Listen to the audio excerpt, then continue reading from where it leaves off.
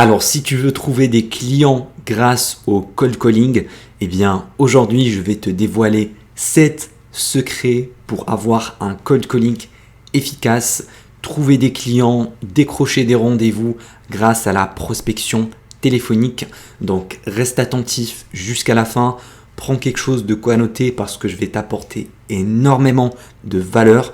Et si tu rates un seul secret, crois-moi, tu vas galérer énormément avec ta prospection. Salut à toi, c'est Elias et j'espère que tu es en forme.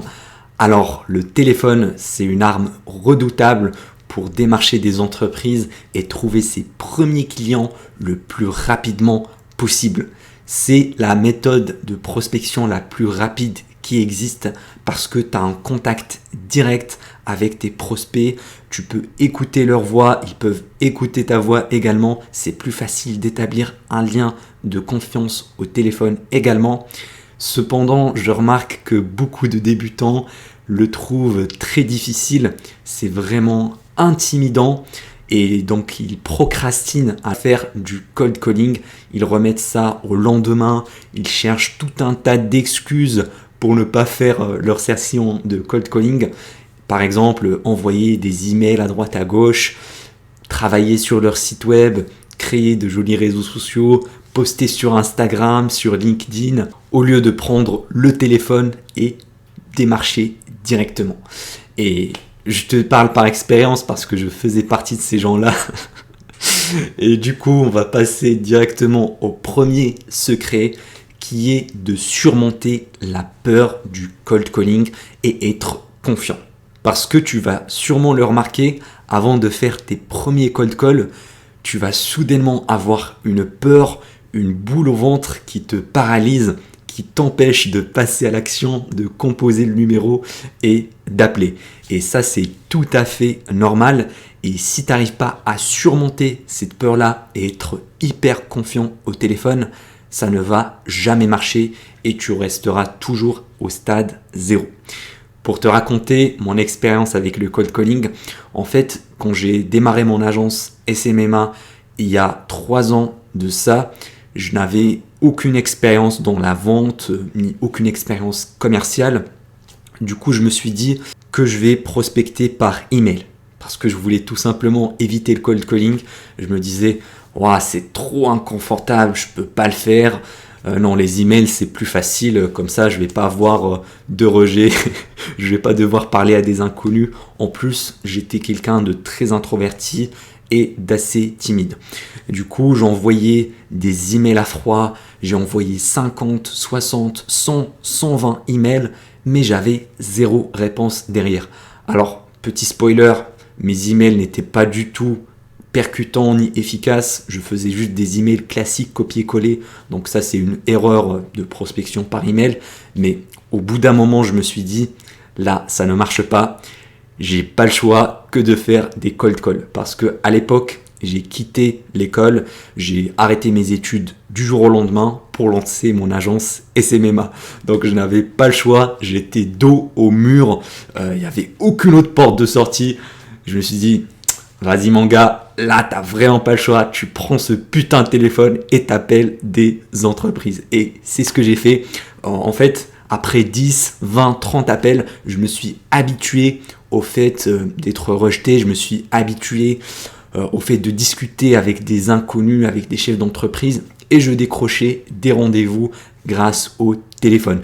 Donc, je pense que tu as compris un petit peu l'astuce, c'est déjà de te mettre dans une position difficile où tu n'as pas le choix. Vraiment, quand tu es obligé de le faire, tu n'as pas le choix, tu vas passer à l'action. Alors, je ne te conseille pas du tout de quitter ton job du jour au lendemain ou quitter tes études. Non, c'est pas ça ce que je veux dire, mais essaie plutôt de avoir ce mindset-là de guerrier, de dire que j'ai pas le choix.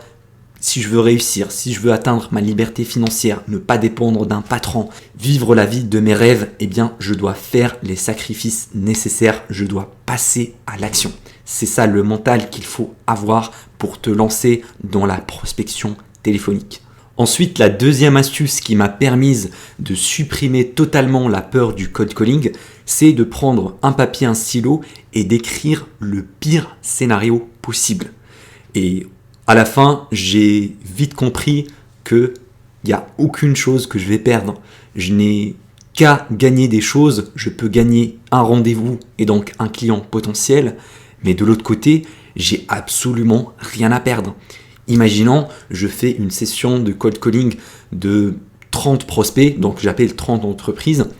Potentiellement, je peux décrocher 3 rendez-vous ou 4 rendez-vous et donc signer un client derrière. Donc ça, c'est le meilleur des cas. Dans le pire des cas, je me fais rejeter 30 fois, je me fais même insulter, massacrer 30 fois au téléphone, mais à la fin de la session du cold calling, je serai toujours à 0. Donc avant de commencer à faire les appels, j'étais à 0 client et après j'étais à 0. Je suis toujours au même stade, je n'ai rien perdu. Par contre, le point positif, c'est que potentiellement, je pourrais signer un client. Donc il y a énormément d'avantages et 0 inconvénient. C'est vraiment une peur irrationnelle de faire des cold calling et en comprenant que tu n'as rien à perdre, franchement tu vas passer à l'action et tu vas supprimer cette peur qui te paralyse, qui te fait de l'auto-sabotage. Parce qu'en comprenant que tu n'as rien à perdre, mais tu as tout à gagner, tu seras détendu, tu seras très à l'aise, très confortable lors de tes sessions de cold calling et tu vas être détaché émotionnellement du résultat de l'appel. Parce que également, si tu es stressé, si tu as la pression, ça va se ressentir au téléphone, tu vas bégayer, tu vas avoir des blancs, tu vas perdre tes mots et ça ne sera pas du tout efficace. Également, j'ai remarqué lorsqu'on est stressé, on a tendance à parler trop vite. Et ça, c'est aussi une erreur à éviter. Il faut avoir un débit assez lent. Comme ça, ton prospect va bien comprendre tes mots. Il ne faut pas trop mâcher les mots en parlant trop vite. Et vraiment, en surmontant cette peur-là, tu vas être à l'aise et tu vas être hyper confiant au téléphone. Et crois-moi, cette peur-là, ça ne va pas rester trop longtemps. Au bout de 20, 30, 40 appels, c'est bon, tu vas t'habituer et ça va disparaître assez naturellement. Donc l'astuce, c'est que au début, avant de faire tes premiers cold calls, tu dois te forcer. Tu dois vraiment forcer les choses, passer à l'action, sortir de ta zone de confort. Et après, petit à petit, au fil des appels, au fil du temps, ça va devenir de plus en plus naturel. Au début, tes premiers appels, ça va pas se passer comme prévu. Tu vas dire des mots que tu vas regretter après. Tu vas te dire putain, mais pourquoi j'ai dit ça? Pourquoi j'ai pas bien répondu à cette objection? Pourquoi j'ai laissé le prospect partir? Mais après, bien sûr, avec l'expérience, crois-moi, tu vas acquérir cette compétence-là de la prospection, de la vente et tu seras beaucoup plus confiant aux futurs appels. Deuxième secret, bien se préparer psychologiquement avant de faire sa session de cold calling. Parce que, en fait, avec la prospection au téléphone, c'est 80% de mindset et seulement 20% de technique. Et si tu n'as pas le bon état d'esprit, tu vas être dans une mauvaise dynamique et ça va très mal se passer derrière. Tu vas te retrouver avec 0 rendez-vous. Et justement, quel est l'état d'esprit à avoir? Eh bien déjà, premièrement, il faut être optimiste, il faut être souriant, il faut être de bonne humeur parce que toutes ces émotions-là se ressentent au téléphone. Si ça se voit que tu es passionné, que tu aimes ce que tu fais, que tu as de la valeur à apporter, crois-moi, tu n'auras même pas besoin de script. Juste en parlant à ton prospect, tu vas le convaincre. Donc le script, la méthode, les techniques, c'est peut-être 20%, mais le mindset, l'état d'esprit, c'est 80% derrière. Parce que également, tu vas te faire rejeter plusieurs fois. Et si tu as ce mindset-là de fragile, un mindset de fataliste, te dire « Ouais, je me suis fait rejeter 3 fois, c'est bon, j'arrête ma session de cold calling, je passe à autre chose », tu vas jamais réussir. Il faut toujours garder l'optimisme, même après 20 rejets, 30 rejets, 60 rejets. Je sais que c'est compliqué au début, mais plus tu gardes ton optimisme, plus ça va s'améliorer. Si tu commences à te dire des choses négatives, non, ça va pas marcher, non, ce prospect-là n'est pas intéressé, non, il va pas me répondre, tu vas te créer une bulle de négativité et de défaitisme qui va se ressentir après dans tes futurs appels. Et nous, on veut éviter ça, on veut rester optimiste, donc répète des phrases positives. Je sais que ça peut paraître cliché pour certains, mais franchement, quand tu répètes des choses optimistes, ça va augmenter ton humeur, ça va l'améliorer et tu seras beaucoup plus confiant. Maintenant, je vais te donner quelques astuces concrètes que tu pourras appliquer pour te préparer psychologiquement. La première chose, c'est la méditation et la respiration. En fait, moi, avant de faire mes premières sessions de cold calling, je méditais entre 5 et 10 minutes en me concentrant sur ma respiration. Voilà, avec... Comme ça, en fait, ça va me détendre, ça va me rendre plus apaisé, plus serein et ça enlève le stress. D'accord? Ça, c'est quelque chose qui m'a vraiment aidé pour me détendre, pour être plus confiant. Puisque si tu commences à réfléchir un peu trop avant de faire tes appels, la peur va augmenter et après un certain niveau, ça va t'empêcher de passer à l'action. Et le rôle de la méditation, c'est d'éviter ce cumul de peur, de barrières limitantes avant de passer à l'action. Donc juste quelques minutes avant ta session de cold calling, je te conseille de méditer au moins 3 minutes pour te vider l'esprit, pour te tranquilliser. Deuxième astuce, la douche froide. Alors celle-là, elle n'est pas obligatoire, mais en fait, ça va t'habituer l'esprit à sortir de ta zone de confort. Parce que la douche froide, c'est comme le cold calling, ce sont deux actions inconfortables. Et si tu commences ta journée en te réveillant le matin, en prenant une douche froide inconfortable, derrière, tu vas être hyper motivé. Tu vas te dire, j'ai surmonté la peur de la douche froide, maintenant je peux surmonter n'importe quelle autre peur, je vais passer à ma session de cold calling, je vais tout exploser. Vraiment, ça va te créer ce mindset-là de guerrier qui sait abattre des tâches inconfortables et sortir à chaque fois de sa zone de confort. Troisième astuce, ne pas faire ses appels en prenant son téléphone directement à la main, mais plutôt en mettant des écouteurs ou bien un kit ou des AirPods, ce que tu veux. Comme ça, tu vas garder tes mains libres. Et ça, c'est une astuce incroyable parce qu'en fait, ça va te permettre déjà d'être plus confortable parce que tu n'as pas besoin de porter le téléphone. Mais en plus, tu vas pouvoir bouger tes mains et je te conseille de les bouger quand tu parles parce que ça crée une bonne dynamique, ça montre une bonne humeur. D'ailleurs, je pense que tu l'as remarqué sur mes vidéos, je bouge assez souvent mes mains, c'est un peu inconscient mais ça m'aide vraiment à mieux m'exprimer.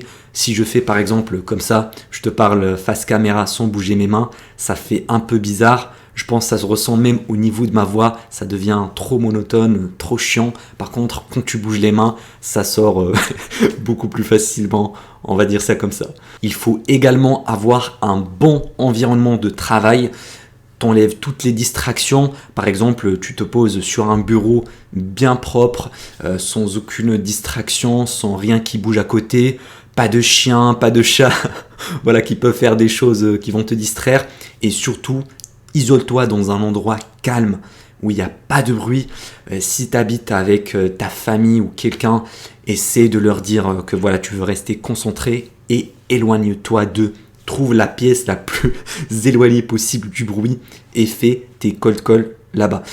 Fais attention un petit peu à l'écho également parce que des fois dans des chambres qui sont trop grandes avec des murs avec du carrelage, ça peut faire un écho et ça se ressent également au téléphone. Donc évite les chambres qui sont mal isolées et reste surtout focalisé et loin du bruit. Troisième secret, démarcher uniquement des prospects qualifiés. Alors ça va jouer plutôt au niveau de ton lead sourcing. Quand tu vas créer ta liste de prospects à cold caller, tu dois bien les qualifier avant de les rajouter à ta liste. Pourquoi ? Parce que si tu essaies de vendre des services de marketing digital alors que c'est une entreprise qui n'a aucun réseau social, crois-moi, tu auras énormément de mal au téléphone à les convaincre. Parce que ce n'est pas des prospects qualifiés, puisque tu dois le convaincre sur deux niveaux. Tu dois lui expliquer que le marketing digital est important pour son entreprise, que c'est indispensable pour son développement. Et en plus, tu dois lui expliquer que tu es la meilleure personne capable de lui offrir ce service-là ou de lui régler sa problématique. Donc c'est un gros effort. Par contre, si tu contactes un prospect qui a déjà des réseaux sociaux, qui poste déjà régulièrement sur Instagram, sur sa page Facebook, eh bien quand tu vas l'appeler, il est déjà convaincu de l'importance du marketing digital. Donc tu vas pas avoir énormément d'efforts pour le convaincre. Et en plus, tu vas trouver énormément de points sur lesquels tu pourras t'appuyer. Imaginons, tu trouves un prospect qui poste assez régulièrement sur Insta des reels à propos de ses produits. Eh ben, tu peux dire bonjour, je suis tombé sur votre dernier reel à propos de votre produit XYZ et j'ai vraiment adoré la façon avec laquelle vous avez filmé le produit. C'était vraiment hyper dynamique, ça m'a capté l'attention et je vous appelle parce que...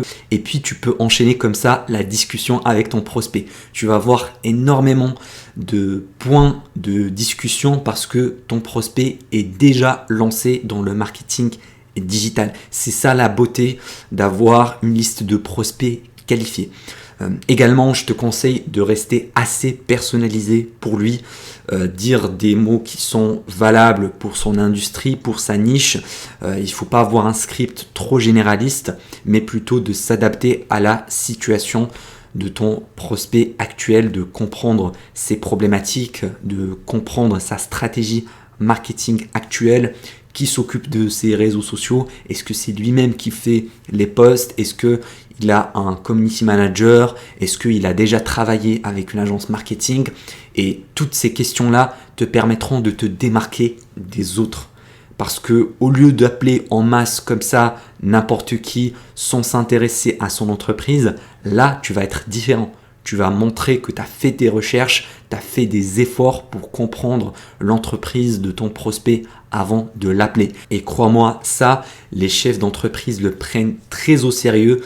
Si tu montres que tu as déjà fait assez de recherches sur eux, si tu leur parles de certains points pertinents dans leur stratégie, ça va capter leur attention plus facilement et tu auras énormément de chances de décrocher un rendez-vous. Quatrième secret, s'adapter à son interlocuteur. Parce que justement, quand tu vas faire ta prospection téléphonique, sur ta liste de prospects, les gens ne se ressemblent pas tous. Tu vas tomber sur des personnes qui ont 40 ans, 50 ans, 60 ans. Des fois, tu vas tomber sur des gens qui sont plus jeunes, qui ont 23 ans, 25 ans, 30 ans. Des fois, tu vas tomber sur des femmes, des fois sur des hommes. Donc, il y a plusieurs typologies de prospects et il faut s'adapter selon la situation. Tu peux pas parler de la même façon à un patron qui a 60 ans qu'un jeune qui a 25 ans qui vient de lancer son entreprise. C'est deux choses totalement différentes. Je te donne un exemple. Si au téléphone, j'ai affaire à une femme qui a 55 ans, 60 ans, qui a une voix, une tonalité de voix qui est basse, qui parle doucement, et ben dans ce cas-là, je vais un petit peu mimer son comportement. Je vais faire un peu l'effet miroir. Moi aussi, je vais parler plus doucement, plus lentement, avec une façon plus simple d'expliquer les choses. Je vais pas trop la brusquer, je vais pas parler trop fort, et puis je vais rester assez généraliste sur le marketing digital. Je vais lui dire que je vais lui apporter X nombre de clients grâce à des publicités sur les réseaux sociaux. Je ne vais pas rentrer dans les détails techniques parce qu'elle-même, elle ne va pas comprendre ça. Donc, je vais rester un petit peu à la surface.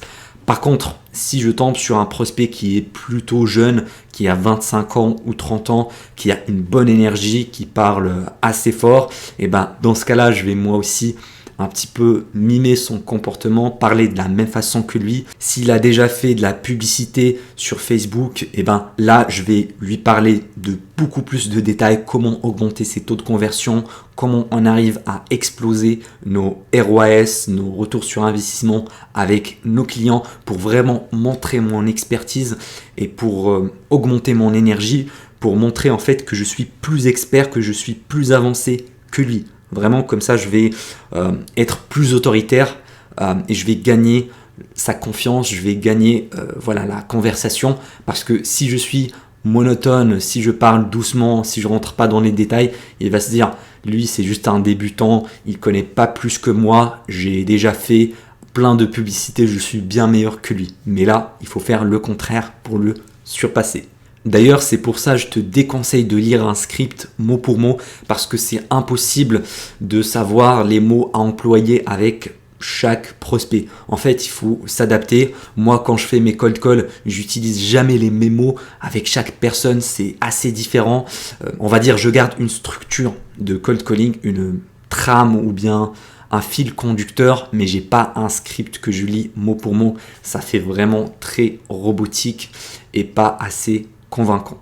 5e point, ne jamais essayer de vendre ses services directement au téléphone, même si le prospect te le demande. Parce que là, également, quand tu vas faire tes cold calls, tu vas essayer toujours de décrocher un RDV, mais tu vas tomber des fois sur certains prospects qui vont te dire « Allez-y, dites-moi ce que vous avez à me proposer, quel est votre service ?» Et ils vont un petit peu essayer de voir ton pitch commercial maintenant, lors de l'appel téléphonique. Mais l'erreur, c'est de surtout pas aller dans ce sens-là et essayer de présenter ce que tu fais, combien de chiffre d'affaires tu peux leur apporter. Parce que de toute façon, au téléphone, tu n'as pas la possibilité de lui montrer des slides, de lui montrer des visuels. Et en plus, tu n'as pas le temps. Tu as encore une liste de prospects à suivre. Et c'est pas très efficace de convertir au téléphone. Donc, si tu tombes dans ce genre de cas, essaie de lui dire que voilà, tu veux prendre le temps de bien comprendre son entreprise, de bien comprendre ses besoins et malheureusement, ça ne sera pas possible ici rapidement au téléphone. Nous, on est une agence qui aide les entreprises dans XY grâce au service XYZ. Je sais pas moi, nous aidons les boutiques e-commerce à scaler grâce à la publicité Facebook. Et pour mieux comprendre comment je pourrais vous aider, je vous invite à réserver un rendez-vous la semaine prochaine, lundi ou mardi vers 15h. Est-ce que ça vous convient? Vraiment, il faut le dire comme ça pour décrocher le RDV et ne pas vendre au téléphone. Parce que également, lors d'un rendez-vous, tu vas avoir beaucoup plus d'effets de levier. Tu peux t'appuyer sur la visioconférence, voilà, avec de l'audio, du visuel, il va regarder ta tête. En plus, tu peux partager des slides sur ton plan commercial pour lui montrer comment se passe ton service. Tu as beaucoup plus de pouvoir et de chances de convertir quelqu'un en visioconférence qu'en téléphone directement. Donc, ne fais surtout pas cette erreur-là, même si le prospect te demande de proposer ton service. 6e point, être souriant. Alors, ça peut paraître bizarre dit comme ça, mais ta tonalité de voix change complètement lorsque tu as un sourire. Ça se ressent au téléphone quand tu es souriant, ça se voit que tu es de bonne humeur, ça se voit que tu es enthousiaste, que tu es vraiment quelqu'un de passionné par ce que tu fais, tu es passionné par le marketing numérique et c'est contagieux. Tu vas mettre ton prospect également de bonne humeur et il va t'apprécier en retour. Donc ça, c'est également un point hyper important que tu pourras appliquer. Ça demande également pas mal de pratique et si tu es par exemple de mauvaise humeur, t'as pas vraiment envie de sourire ou quoi que ce soit, je te conseille de te marrer en regardant peut-être des sketchs, des blagues, voilà, rigoler un petit peu, détendre l'atmosphère avant ta session de cold calling pour être vraiment joyeux et gai au téléphone. D'ailleurs, moi par exemple, lorsque je suis au téléphone et que je tombe sur des prospects qui sont plus chaleureux, qui sont plus rigolos, voilà, qui aiment parler, j'hésite pas à aller dans ce sens-là. J'essaie de placer 2-3 blagues juste pour rigoler avec lui et ça change l'atmosphère, ça me fait démarquer des autres. Le prospect m'apprécie encore plus parce que je l'ai fait rigoler. Alors bien sûr, si t'as pas les talents d'un humoriste, c'est pas grave, il faut juste être de bonne humeur et enthousiaste. 7e secret, voir le cold calling comme un jeu. En fait, tu dois pas voir ta session de cold calling comme étant une tâche chiante, dure, voilà, qui va te faire beaucoup d'inconfort, qui va te faire de la douleur, mais vois-le comme une tâche amusante. Vraiment, amuse-toi, fais des appels sans aucune pression. Ne te dis pas que aujourd'hui, je dois absolument décrocher tel nombre de rendez-vous parce que ça va te mettre un petit peu trop le stress. Vois-le juste comme des discussions, comme si tu veux juste ouvrir des portes, créer des opportunités avec des chefs d'entreprise, essayer de placer des blagues, dire des choses que tu n'as pas osé dire auparavant, teste de nouvelles approches, vraiment rigole avec tes prospects des fois. Ne le prends pas trop au sérieux, vraiment, sinon ça va te mettre beaucoup trop de pression et beaucoup trop de stress. Puis vois-le comme un jeu vidéo dans le sens où tu peux te récompenser après avoir atteint un certain objectif. Par exemple, aujourd'hui, je vais me fixer un objectif d'appeler 50 entreprises. Si je réussis le challenge, donc voilà, il faut le voir comme un challenge, si je réussis à contacter 50 prospects à froid, j'aurai droit à une pizza le soir. Voilà, ou à une sortie entre potes. Vraiment, tu te fais une petite récompense comme ça après l'inconfort, le réconfort. Et ça va créer un circuit de récompense dans ton cerveau. Et du coup, il va associer le travail à la récompense finale derrière. Vraiment, c'est ça, le cold calling, c'est un jeu tout simplement et ça te permet d'apprendre plus de choses sur ton marché, de bien comprendre ta niche, comprendre leurs points faibles, leurs problématiques, les choses qui doivent améliorer. Donc tu vas pouvoir créer des offres qui vont répondre plus aux besoins de tes clients et tu pourras leur facturer encore plus cher, gagner plus d'argent et c'est effectivement un exercice incroyable, très enrichissant parce que tu vas acquérir la compétence la plus importante qui est la vente et la communication avec des prospects puisque en parlant avec des centaines et des milliers de chefs d'entreprise, tu seras hyper à l'aise avec tes appels de closing également, tu seras hyper à l'aise quand tu veux vendre une autre chose, même si c'est pas relatif au SMMA, c'est une compétence que tu vas garder pour la vie. D'ailleurs, tu trouveras un cadeau offert dans le premier lien en description si tu veux monter une agence à plus de 10 000 € par mois de bénéfices. J'espère que tu as aimé cette vidéo. Si c'est le cas, n'oublie pas de me laisser un petit like.